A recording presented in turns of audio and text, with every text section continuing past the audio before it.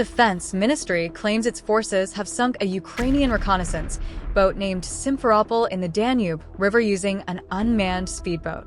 Black and white footage of the strike and images of the damaged vessel were released by Moscow. Russia launched one of its largest air assaults on Kyiv in recent months. Missiles and drones rained down on the Ukrainian capital, including a rare strike on the city center. At least 19 people were killed, including 4 children, while 48 others were wounded. The attack also damaged European Union diplomatic offices, prompting EU leaders to summon Russia's envoy in Brussels. Britain condemned the strike as a direct sabotage of peace efforts. Ukraine has now called for an emergency UN Security Council meeting. Meanwhile, 2 of Kyiv's top envoys are set to meet U.S. officials in Washington as part of ongoing mediation efforts. Despite the deadly bombardment, the Kremlin insists it remains interested in continuing peace talks, even as rescue workers search for survivors still trapped under the rubble.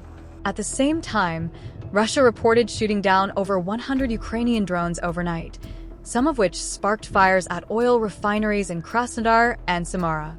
Ukraine has been targeting Russian refineries in recent weeks to squeeze Moscow's war economy, fueling fuel shortages inside Russia. Russia has unleashed one of the most intense combined drone and missile strikes on Kyiv since the start of the full-scale invasion. Ukraine's Air Force said Moscow launched nearly 600 drones and decoys, along with 31 missiles of various types, in an overnight assault that shattered the heart of the capital.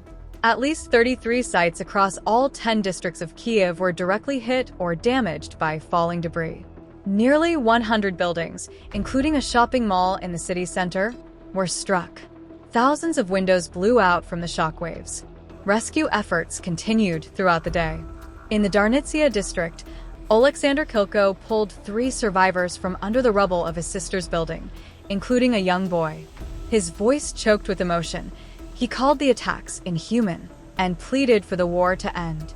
In another district, 21-year-old Sofia Akalina said it was the first time her neighborhood had been hit so directly. Diplomatic missions also came under fire. 2 Russian strikes landed within meters of the European Union's mission to Ukraine. EU Foreign Policy Chief Kaja Kallas condemned the attack, summoning Moscow's envoy in Brussels. The British Council's Kyiv office was also severely damaged, forcing its closure. British Prime Minister Keir Starmer accused President Vladimir Putin of sabotaging peace efforts with what he called senseless strikes. Thursday's assault marked a grim escalation, as peace talks remained stalled despite recent meetings between U.S. President Donald Trump and Vladimir Putin. Western leaders warned Putin is buying time on the battlefield while dragging his feet at the negotiating table.